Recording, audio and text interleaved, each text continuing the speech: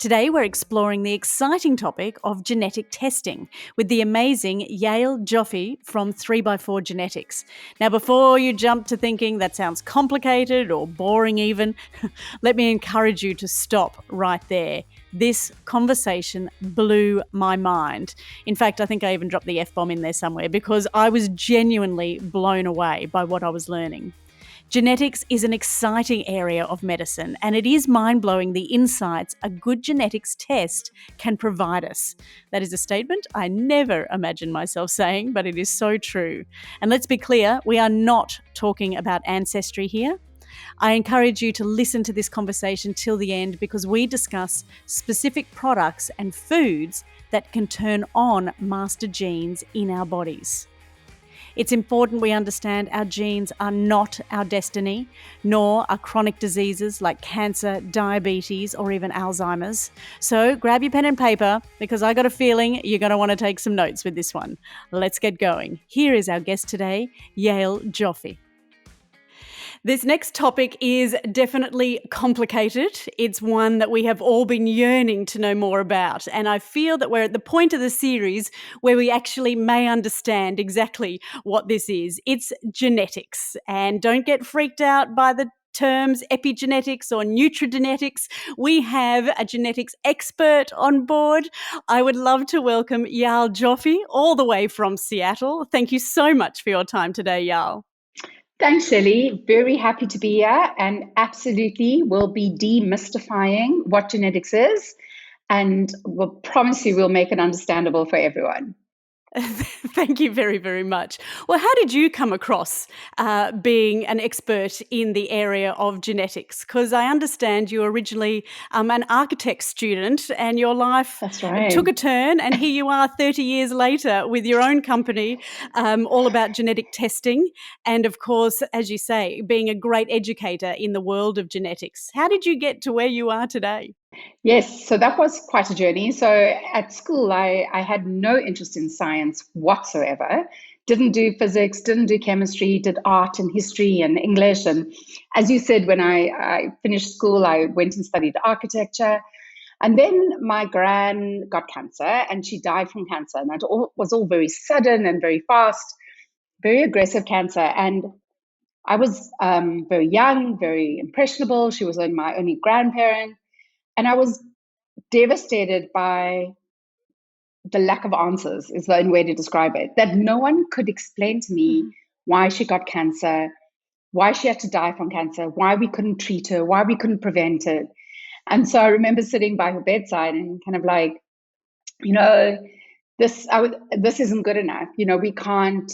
I was just so angry, and that's the only way to explain it. And I was like, we need some answers. So I walked out of architecture, literally, and said, I'm going to find a degree in health. And that was, of course, being extremely naive, because once I started looking, there wasn't such a thing as a degree in health. And this was quite a few decades, as you say, many decades ago.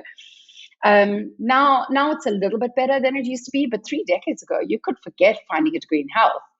When I phoned the university and said I want to study health, they sent me to home economics, which is great because I can make scones and macaroni yeah, not cheese. Quite what I was thinking. and so learned to sew and knit, or food science, and no one could kind of tell me how to study health. So I took the closest degree I could find, which was dietetics, which kind of made sense to me, which is that health had to be about food and about nutrition.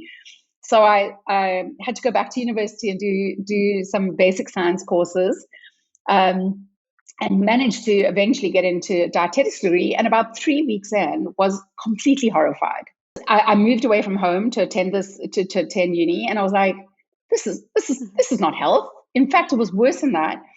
Our lecturer was like recommending chocolate cake and ice cream for a hospital patient, and I was like, had my hand up going, like, how can you give chocolate cake and ice cream to hospital patients? This is in my health degree, right? And they're like, well, it's got protein and calories and fats and calcium. And I was like, oh my gosh, this is the biggest mistake of my life. Like, this is the anti-health degree. So I was quite devastated, and I had to make a decision what to do. So I decided to stick it out, got my degree in dietetics, but it didn't change for me. Like it never got better, put it that way. So I kind of came out with this qualification, and it was like, I still do not have a single answer that I was looking for around my gran. Not a single answer. So I do what most South Africans do, because I'm South African, and Australians, is when they finish, usually they put a backpack on and they go traveling. And Yes. landed up in, I landed up in London with all the Aussies and was working at a clinic in Harley Street in London, where we were approached by this tiny startup. That's the only way to describe it, because there was like one staff member who was the founder, Rosalind Gill-Garrison, who was a geneticist. And this is in 2000. So talk about visionary. And she had this idea that we had to study genetics and nutrition, and what we ate could be matched to our DNA. And I just come out of a degree on nutrition where not one person had managed, like even thought of the word DNA. But I was like my backpacking phase, and I was like, I've got nothing to lose because I hated my degree. I've got no answers. Genetics sounds enticing and interesting. So I jumped in and I said to her, well, I'll work with you. Teach me what you know, and I'll do my best. And that was the first nutrition genetic company in the world. And we built the first genetic test around nutrition. So I was very lucky. And just to speed up the story so we get there quicker, is that I spent 3-4 years with Sayona, the name of the company, moved to the States with them. And after about 3-4 years, I was like, the geneticists are having all the fun. They're the ones that get to decide what the genes are and how the genes work. And I'm like the dietitian on the team, like exactly what I didn't want to be. So I went back to university and I did a PhD in genetics, as you do. And I was, late. My supervisors were younger than me, and put it all together and said, this is the most exciting stuff. This is the stuff I've been looking for. Where understanding, and we'll talk about it just after the story, the relationship between genetics and nutrition finally gave me the answers I was looking at about why my gran got cancer, what we could have done differently, how we could have managed it better. So it took me a very long time, but that's the story of how I connected with genetics. But amazing that your vision and your path was so strong and there was no swaying you from that, even though there was all those roadblocks along the way of not finding the answers. You are now where you are and able to help millions and millions of us work out, how it is that our genetic code affects how we're going to age. So if you can just describe what our genetic code is, obviously our DNA, we've learned so much about that in the last, since 2000. Obviously that blueprint for every person, That's our right. DNA. If you'll indulge me, I'll just give you the basics. So we have like everyone on the same page in understanding. So the conversation on genetics is really twofold. The first part of the conversation is when we talk about exactly what you said, Chili, about our code. But what our code is a sequence of letters. So imagine instead of speaking the language of English, we're speaking the language of genetics. Instead of having 26 letters in our alphabet, we've only got 4, A, G, T, and C. But exactly like any language, when you put letters together, they make words. When you put words together, they make sentences, and we start coming up with some meaning. And when we put sentences together, we can start telling a story. Genetics is no different. What we do is we put a whole lot of these genetic letters together. We join them into words, but these words have only got 3 letters in each word. And each of these words makes an amino acid. Now, I'm sure most of you know that amino acids are the building blocks of protein. So imagine now we put a whole lot of these words together and we land up with a protein. And proteins are essentially what drive our body. So when you think about enzymes and hormones and brain messengers and anything that makes our body work comes from a protein. So that's how we go from a blueprint, our code, to creating proteins, enzymes, and hormones to make our body work. But here's the really exciting part of it, is that we're all different. I don't need to tell you that, you all know it. But why are we different? Because at 99.9% in that spelling code and they're like 3 to 4 billion letters in our DNA, in each of us. Our spelling is identical. So if you took our DNA and laid it out flat and read the spelling, we would be identical 99.9% of the time. But 0.1%, we're going to be different from each other.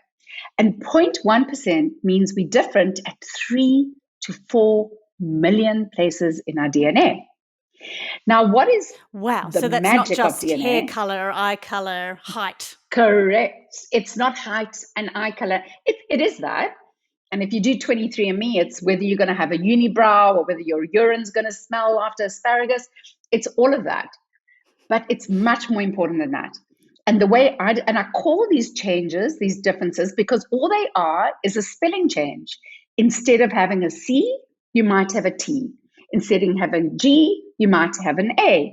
Or where I've got a G, you might be missing a G altogether. We call that a deletion. And what these spelling changes do is they change the way our words are made, which means they change the protein. And when we change the protein, we change the way our enzymes and hormones are made.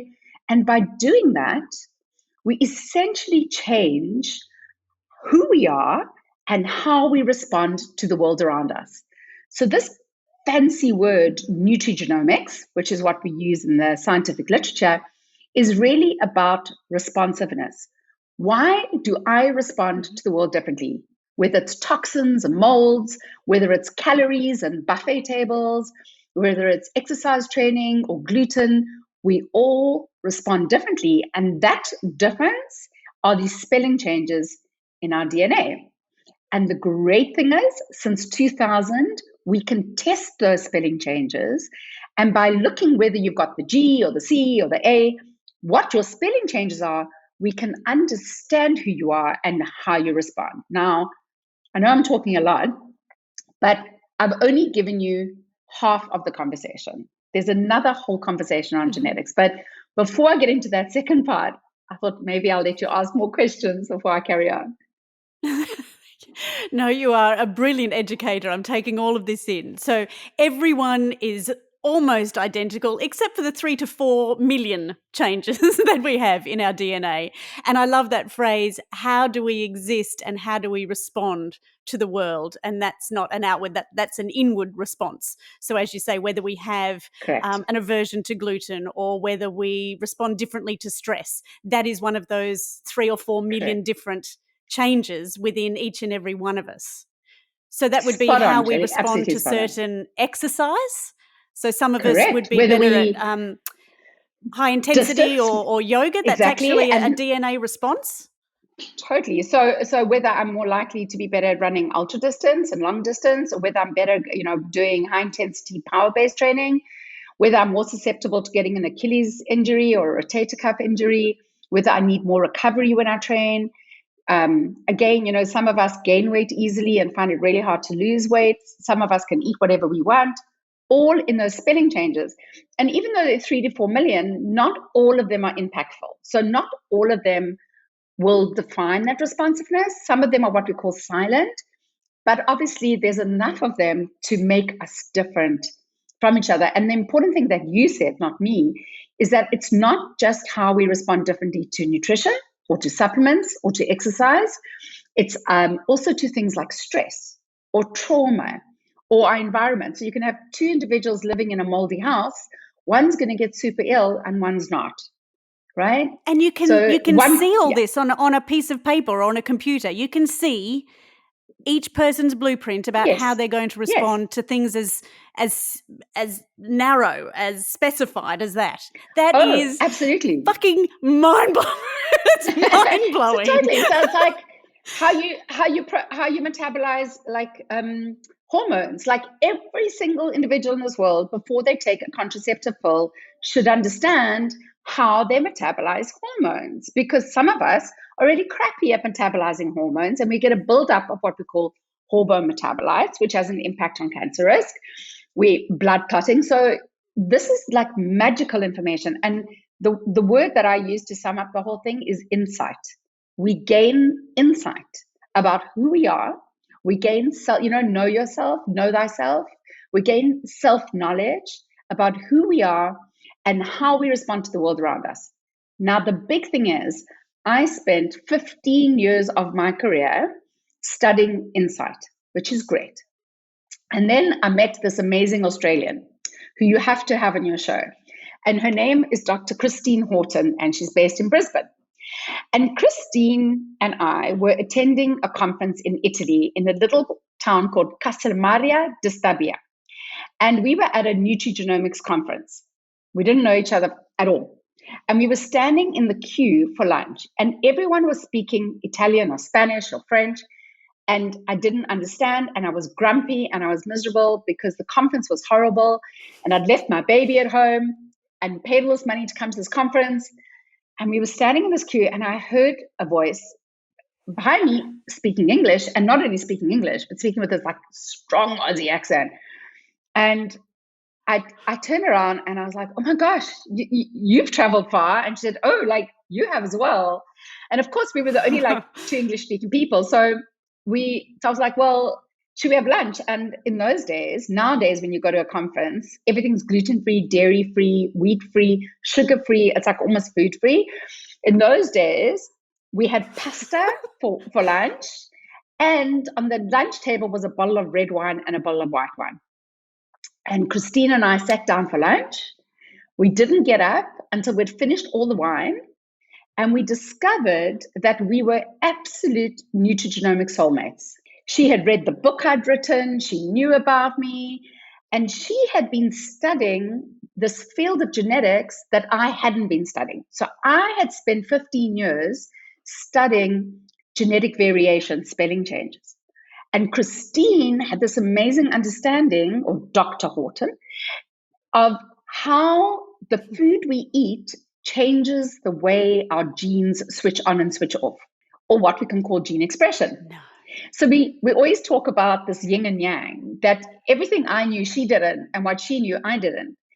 And we spent the next 3 days of the conference, we didn't go back to any lectures. We spent the next 3 days together, drinking wine and eating, and deciding that we were going to build a course to teach practitioners all around the world about this world of genetics, about insight, how you can use genetics to understand who you are. And the other word that was so important was action. Now that I know who I am and how I respond, what can I do? And meeting Dr. Horton, Christine, was one of those, as you said, you sometimes can reach these roadblocks, and then this amazing person steps in. And in my world, it's always been a woman, very smart, very clever woman who come into my life, who like open up an extraordinary fountain of knowledge that allows me to kind of step in to another door. Unbelievable. So the two of you have created what is now, I guess, is it the 3x4 genetics test? No. Which is so Christine doesn't build not? tests. So Christine and I built a company called Manuka Science, which was an education-only company where practitioners could study genetics. And Christine built half the modules. And for 4 years, I ran this education company. Christine in Australia, me in South Africa. And then, but Christine never, in fact, Christine, I'm going to do some promotion for her because it's so extraordinary, owns a supplement company called Cell Logic, which produces the best broccoli sprout supplement in the world. And can I jump ahead and tell you why broccoli sprout supplements are so important and why her product is so extraordinary? And I've got a funny story for you on broccoli after this. Okay. So we started talking about insight, understand yourself, and then we need to talk about action. So in my entire 15 years in genetics, I never studied how I could use nutrition to change genes, because when you can switch genes on and off, you can truly heal someone or achieve longevity, kind of health span and lifespan, like really, really impact. When you use supplements only to try and fill gaps, you're never going to really impact the body. And epigenetics, this word epigenetics that no one understands, took me 15 years, is this idea of above genetics, which means everything but the code. So when we talk about epigenetics, it's not spelling, it's not sequence code. It's when the environment impacts the way genes switch on and off. And the reason genes switch on and off is to make proteins, which are enzymes and hormones. And so the amazing thing is the real power of nutrition, when they say food is medicine, is really this world of what we call nutrigenomics, actually, which is the ability of nutrition, lifestyle, meditation, cold water immersion, hugging, laughing, all those things will impact how your genes switch on and off. And this is where healing happens. So when I was looking for an answer around my gran, around how did she land up getting cancer, how could we have helped her, the answer was really only closed, that full circle, when I understood, A, you could understand who you were by looking at your genes, but B, you could change the way your genes behaved in your decisions you're making, because lots of people believe that your genes are your destiny, that this is what you're born with, and that's it. Tough luck, but that's absolutely not the truth. The genes you're born with give you insight into who you are, but you have an incredible, every single minute of every day that you make a decision, you are changing your genetic genes behavior, and that drives you either towards health or away from it. And broccoli, so you can do that very long story to get through oh, here we go. Yes. So you can do this through food, or as you were saying before, through meditation, cold immersion, hugs, smiling, laughing. That can turn your genes on and off. Every single thing we do switches on our genes and switches them off. And sometimes it's good and sometimes it's bad. So when we meditate, we're switching genes on and off that are protective and helpful. When we expose to radiation or toxins or molds, we are impacting genes in a negative way. So it's not always wonderfully positive, but the point being that every single thing in our world that we choose to have in our environment, and again, it comes down to connection, to reaching out, to kindness, to meditation, to the kind of exercise we do, to sleep, of course. We are switching on genes on and off all the time, 24/7. And some things that we do choose to have in our life have a very powerful impact on the way genes behave. And one of those is a group of vegetables called cruciferous. And the most famous of them is broccoli. Right. And broccoli contains a substance called glucoraphanin. And when we eat broccoli raw or cauliflower or cabbage, an enzyme gets broken down and we chew it and creates this very magical compound called sulforaphane. And sulforaphane is so magical that when we consume it, it switches on all our defense genes. So we have this master switch in our body. So when you walk into someone's house and they've got a fancy house, and you can switch on one light switch at the front door and it switches on lights in the whole house. So it's kind of like that. When we when we ingest sulforaphane or make sulforaphane, we switch on this master switch in our body, which switches on about 500 genes that are all defense genes. They help us detox. They're anti-inflammatory. They decrease oxidative stress. They decrease inflammation. They clear toxins. They're like magical. And that's the story of broccoli sprouts. The problem is you've got to eat it raw, right? You've got to eat broccoli, cauliflower, cabbage raw. And that's hard for most people.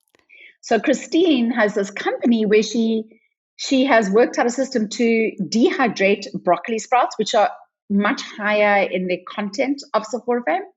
And literally you get a capsule with dehydrated broccoli sprouts. But hers are like the best in the world. And she's right in your space. She's in Brisbane. She is. She's just down the road, as a matter of fact. It's funny, when I was researching, Yael, to chat to you, and I did read about sulforaphane and broccoli. So last night my girls sat down to a plate of raw broccoli and cauliflower. Oh, shame. with their corned beef. I said, girls, you don't understand how powerful this is. This is going to switch on all of your amazing detoxifying genes. And they looked at me and they went, okay, Mum, let's do it. And we all sat there, and as you say, we chewed and chewed and chewed. The question that came up from the 9-year-old was, so is this it for life now? Have we switched them on? Is that the end of the story? Or do I need to do this every day? every day. And it's not easy. And that's the point, well, my kids are so overhearing about broccoli from me, you can imagine. It's not novel for them anymore. So the good thing is it doesn't only have to be broccoli, like any coleslaws with cabbage and but it is hard. Look, it is hard to eat raw cruciferous vegetables. And so that is why there are some supplements. I'm not like everyone should take a bucket load of supplements, but there are some supplements that really help. And getting the right quality sulforaphane is one of them, because the reality is to eat 2 cups of raw cruciferous vegetables a day is pretty tough, even for us.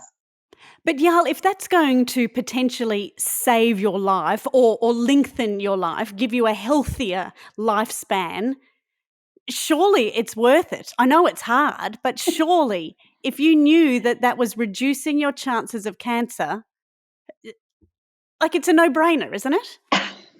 Well, we've been telling people to eat vegetables for lifetimes, and we still have people think that having Heinz tomato soup is a vegetable. So, absolutely, to us it's very obvious. But I think what's happening is the reality is that the food system is pretty broken, and the idea that people will sit down and eat a plate of raw vegetables, I think there definitely are some that do. And of course, that's what we're working with. And that's why we work with brilliant practitioners, brilliant health coaches to try to translate it into recipes and meals and smoothies and soups, that really help us be able to put it into our diet. And of course, we're picking on broccoli. I always pick on broccoli.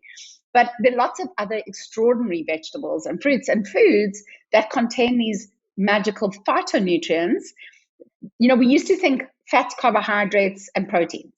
Now we know that there are these molecules, these little baby compounds in food that are truly magical, and they're more powerful than pharmaceuticals. And when you eat a food that has got sulforaphane or polyphenols or quercetin or even the turmeric, magical food, the way that it works with the body is it works with the body, whereas drugs work against the body. Drugs are like a sledgehammer, right? Mm-hmm. It doesn't just switch on the genes, it kind of knocks the gene over their head and kind of wipes it out. Whereas food, we say food modulates, whereas like drugs activate. So drugs are like a sledgehammer, whereas food and anything in our environment. So I'm obsessed with cold water. And cold water immersion, which has become very trendy all around the world, is brilliant in terms of switching on genes to get away from our fight or flight. So, we're all running on cortisol and adrenaline, and we work too hard and we sleep too little. And we need to be able to kind of switch our nervous system to our opposite of fight or flight. And meditation is one of the most powerful ways of doing that. But the reality is not everyone likes to meditate. I don't like to meditate. I'm probably ADHD, but I really don't like to meditate. And I was always looking about how to heal my body without meditation. If you can meditate, please do. I'm not saying don't, because it is brilliant. It activates your parasympathetic nervous system and takes you out of that cortisol, adrenaline kind of cycle that we're on. But so does cold water immersion. And I've been a cold water ocean swimmer for years. And cold water does a very similar thing. Even if you're just doing a cold shower or a cold plunge, where it switches on the genes to activate it. So it's not just about food and supplements. It's about connection. It's about meditation. It's about sleep. It's about the seasons of the year. It's about our relationships. It's amazing. I would suggest that cold water swimming off Cape Town would be much more of a fight and flight situation, wouldn't it? You've got some very big fish down there in your cold water. I can't see anything relaxing or meditative about that at all. Yeah, no, that is true. Well, we've got a lot less big fish than you have in Perth. I'd rather swim in Cape Town than swim in Perth. There's some seriously big fish there. But it's actually funny. I never thought about that. But even swimming in cold water, you would think sorry to ruin. Yeah, I know. I have to think. And actually, the water's like seriously cold. I mean, you could die from hypothermia. So I might need to rethink. So the recommendation is don't do what I do and go swim in a very dangerous ocean with big waves, currents, and sharks. But try find a nice tidal pool that has cold water in. And I know Australia's got some of the most beautiful tidal pools I've ever seen in my life.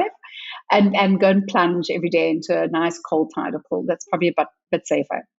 We do. So the whole point is about finding those good behaviours, and they're obviously going to differ from person to person depending on our genetic makeup.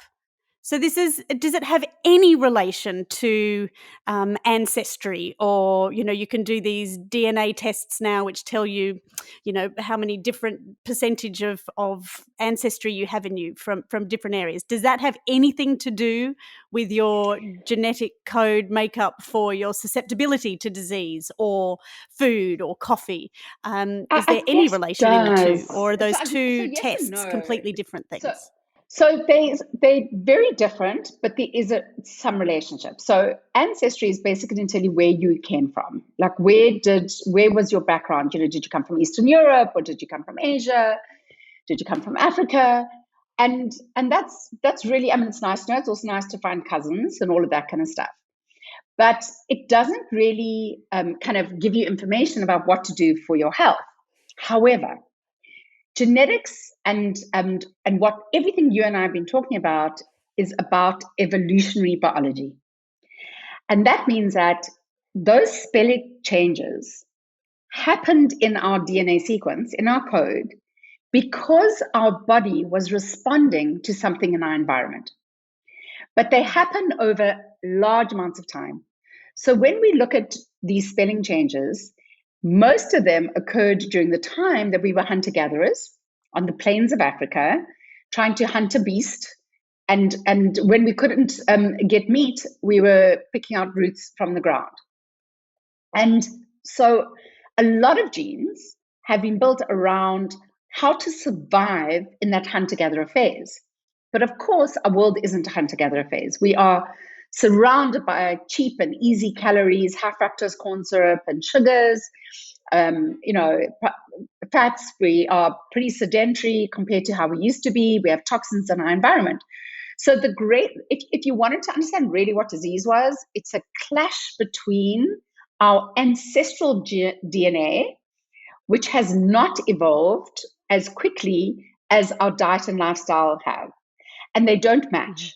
So this is why we see so much obesity, and we've seen this a perfect example in the Aboriginal community, where their DNA was so beautifully positioned for them to survive when they were walking across the plains of Australia, living off these incredibly low GI berries and roots. And they had one of the best diets, actually, when you break it down. But then they were fed alcohol and sugar and refined carbohydrate. Exactly the same thing happened in South Africa. The same thing happened in Hawaii, in New Zealand with the Maoris. It's a story across the world that they actually had the most perfect diet for their kind of ancestral genetics, and it was destroyed by kind of Western civilization. So even though ancestry tests that you're talking about doesn't relate, the concept of ancestral and where we come from and how our DNA evolved is very pertinent in terms of what we're doing. And what we're trying to do is, by understanding that DNA and understanding our spelling changes in our code, we're trying to match better our diet and lifestyle so we don't have this conflict between the two. So for cultures that have evolved further, been around longer, and have had refined grains and things as part of our diet for millennia now, we are less susceptible to diseases like celiacs and things like that, because we No, have not been really. exposed for longer? No, we're just as sick. It's just we can study better indigenous populations, but actually we're doing terribly. So when you look at obesity, so for my PhD, I looked at obesity in our black women and white women. It's the same.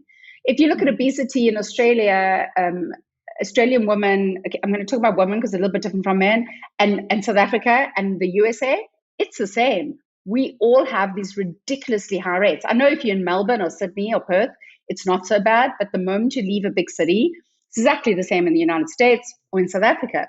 So it isn't just that, it's just they actually were just eating a better diet than us, to be honest, and exercising more. But we as well are suffering from that clash. And that is why we're seeing so much obesity, because our genes most often are clued to consume calories and store fat for most of us, not all of us. And And so we have this amazing amount of calories in our life, and we're very good at holding on to them. Whereas there's a few of us who can eat whatever they want and they don't gain weight. But that's actually the minority, right? If you think about it and think of your friends and family, for most of us, we are eating too many calories. And so it's not just So would a in one genetic population. test show that? Absolutely. So we do. That's been one of the greatest areas of interest to me, is working with weight, and even hunger and appetite is genetic. So you may think that you and I experience being hungry and appetite in the same way, or we eat the same cheeseburger and fries for dinner and we feel the same full, but we don't. So we experience hunger and appetite and fullness completely different. So when someone says to you, I had a burger, but I'm still hungry, and you go, how's it possible that you're still hungry after eating a cheeseburger and fries? And they say, but they are. Traditionally, a dietitian would have turned around and said, you're just greedy, you got no willpower, got no self-control, But actually, the reality is that in some individuals, those spelling changes are making them more hungry than others. So going back to your grandmother and obviously finding out what your genetic code was, I know whenever you go to the GP, they say, what's your family history? So my father has had prostate cancer, a heart attack. My uncle died of diabetes. My mum's had a stroke. In my 20s, I was like, no, we've had nothing. No, we're all good. And now it's like, oh, I can rattle off all these things that I would see as genetic diseases. Would they show up in my chain specifically, or as you said, with your grand? Does that mean now that you are more susceptible to cancer because that is in your code? So remember that the most important thing about the diseases that you mentioned, all of them, cardiovascular disease, heart disease, cancer, diabetes, even things like Alzheimer's, they don't happen overnight. Like none of your family woke up in the morning and were sick, and the day before they were healthy. All the diseases you mentioned are what we call chronic diseases of lifestyle. They take 20 or 30 or 40 years, which is why you didn't see them when you were 20. But now that you're older, you've got a story to tell. So these chronic diseases happen because over time, we are making diet and lifestyle decisions, which are clashing with our DNA. And over time, we land up with what we call dysfunction in our bodies, which means that we're not functioning optimally, which will land up being a condition like diabetes and cardiovascular disease. But that's really down the road. So when we look at things like cancer, diabetes, they actually kind of start off in similar areas, whether it's inflammation or detoxification. And over the years, we make decisions on the food we eat, or whether we take hormones, whether we take HRT, that'll manifest as a disease. But I can look at a report of mine, and I may have some traits that mean that I'm not really good at detoxifying hormones. And maybe my grandmother was taking a lot of hormones in her life, couldn't detoxify them. And over her life, she got cancer when she was 60. She ended up getting cancer. So the most important thing to remember is that we don't have a susceptibility to cancer. We have a genetic susceptibility to how our body functions optimally. And we can always optimize that, the choices that we make.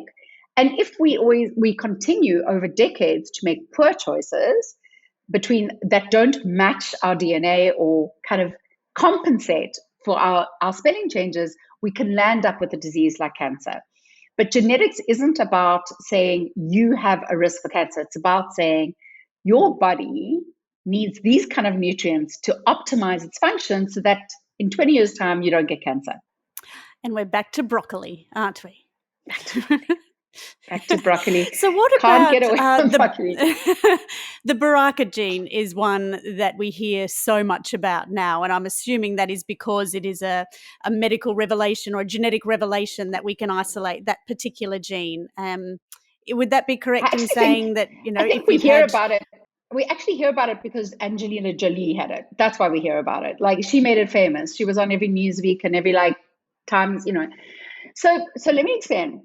The BRCA gene, or BRCA1 and 2, is a spelling change. That's all it is. It's just a spelling change. But some spelling changes are more powerful or more impactful than other spelling changes. So the BRCA one is a more powerful spelling change, and it changes the way our body responds to cancer cells. And so this is the kind of gene I don't actually test, because I like to test genes where the gene spelling change isn't so powerful, but the diet, the nutrition, the lifestyle are very powerful. With BRCA, the gene is quite powerful, not totally. So if you have a test and they find that you've got the spelling change for BRCA, it does not mean you're going to get breast cancer. Mm-hmm. It means that your chances of getting breast cancer are more than the person next to you who doesn't have it, but you still have a huge amount you can do with your diet and your lifestyle to delay or prevent that BRCA gene from expressing itself, from it switching on. Mm-hmm. We want to keep the BRCA gene switched off. So knowledge is power. Right. So often people say, should I know? I don't want to know. I don't want to know. And I'm saying with genetics, you don't know what you don't know.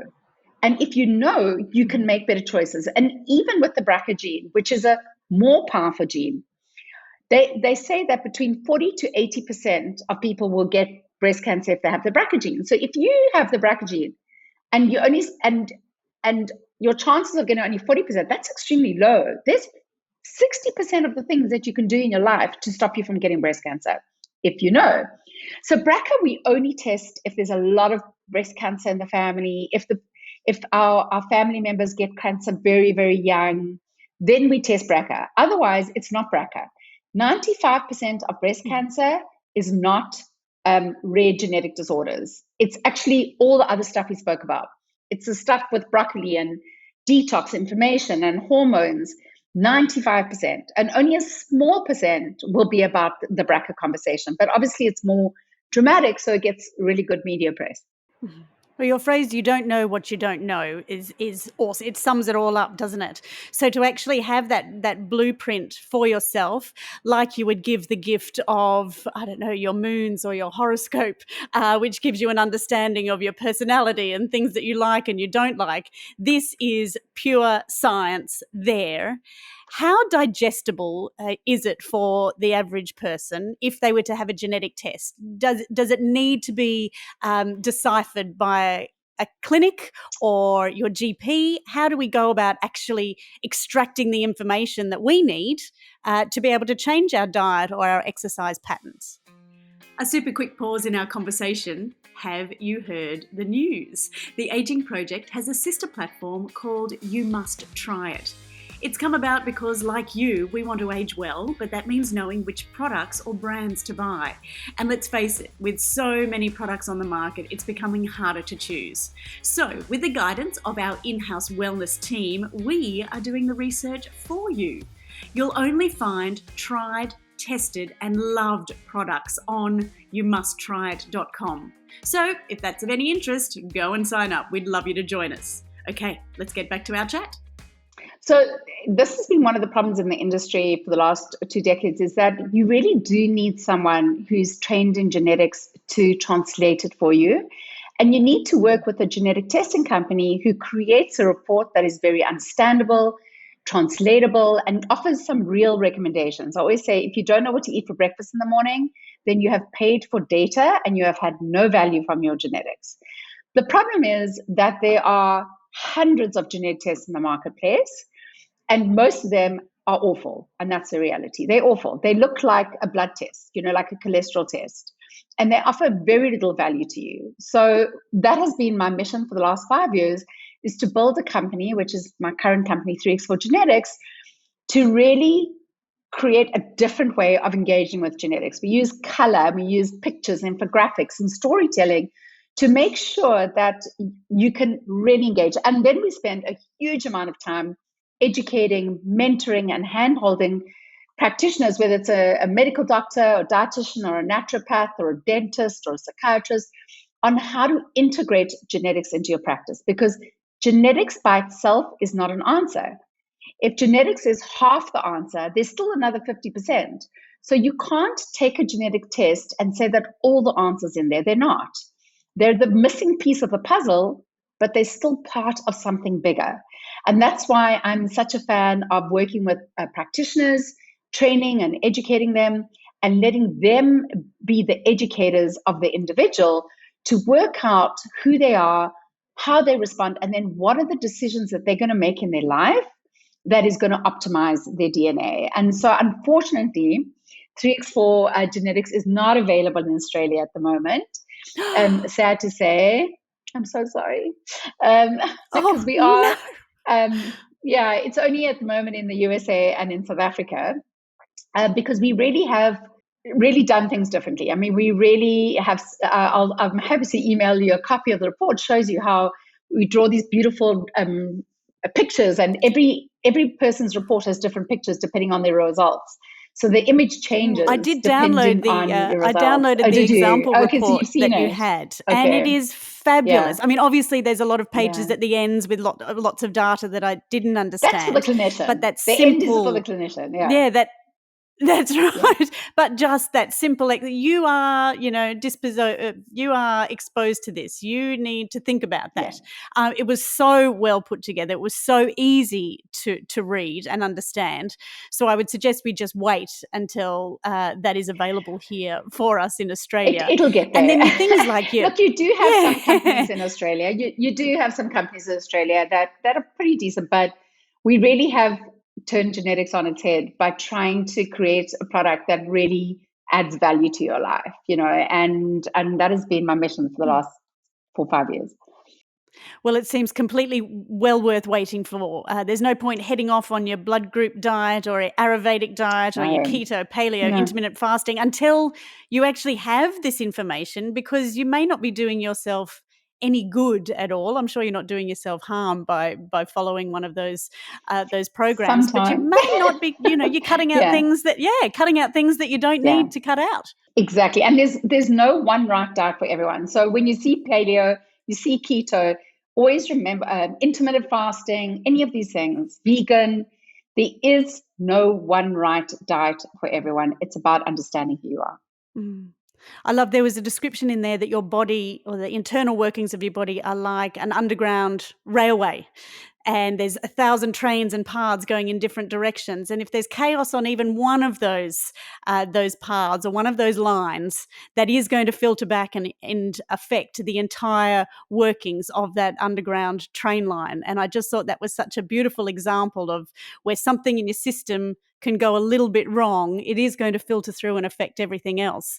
And to be able to get your hands on something that tells you exactly who you are and what you're about, I think that is that's knowledge. That's pure knowledge. That is where science is going to come into all of our own hands and be that accessible for us, which is extraordinary. So, Yael, keep up the good work. Don't stop. Don't stop at the US. I'm not stopping. No, we won't. But the US is quite big, and we just want to make sure we're doing everything properly and to the best we can before we spread ourselves too thin. But we will definitely get to Australia and New Zealand. My sister lives in Australia, and she'll never forgive me if we don't get there. So we will get there. So in the meantime, we stick to our leafy greens, because at least we know that is doing us good, whether we're susceptible or not. We don't have to torture our children with raw broccoli every day for the rest of their lives to switch those genes off and keep them off. Yeah. In the meantime, stick with the broccoli, the vegetables. You can't go wrong with vegetables. It's, and your beautiful fruits, with lots of different colors, and there are some good basic principles, but there are other genetic tests out of there. I mean, I think ours is the best, but there are some other genetic tests. Just make sure that if you do it, you work with a professional who knows what they're doing. That's the only thing I would say. Yael, thank you so much for your time today. It was extraordinary to be able to explore genetics in a really digestible way. You are an excellent educator and obviously, an incredible scientist as well. And we thank you very much for your time. Thanks, Shelley. Thanks for inviting me. Thank goodness for trailblazers like Yael, right? A woman so committed to understanding the story of her beloved grandmother that she never gave up looking for answers. She started as an architect, and decades later, she's a world-renowned leader in genetics with her own testing company. I think we've all become more intelligent just by talking to her today. Terms like epigenetics, nutrigenetics, sulforaphane, I hope I said that one right. This is super exciting, and my own genetics test is something I'm really keen to do when 3x4 comes to Australia. This is really powerful information. Until then, I'm even more committed to my cruciferous vegetables like raw broccoli and getting my hands on the Cell Logic product that Yael mentioned, and it's made right here in Australia. It's also reinforced how important my new daily meditation practice is, and that it's definitely not woo-hoo. If you found today's episode useful, and look, how could you not? I encourage you to share it with 5 people that you love. Thank you so much for joining me. There is so much for us to learn and so many passionate educators like Yael who really, really want to help us. So we are digging deep for our next guest. And until next time, I'm Shelley Craft. I'm so grateful to be hosting us on this Aging Well journey. I'll see you soon. If you heard about a product in today's conversation that interests you, rest assured we're researching it and making a decision on stocking it in our sister platform, You Must Try It. So make sure you sign up at youmusttryit.com to join us. The more the merrier.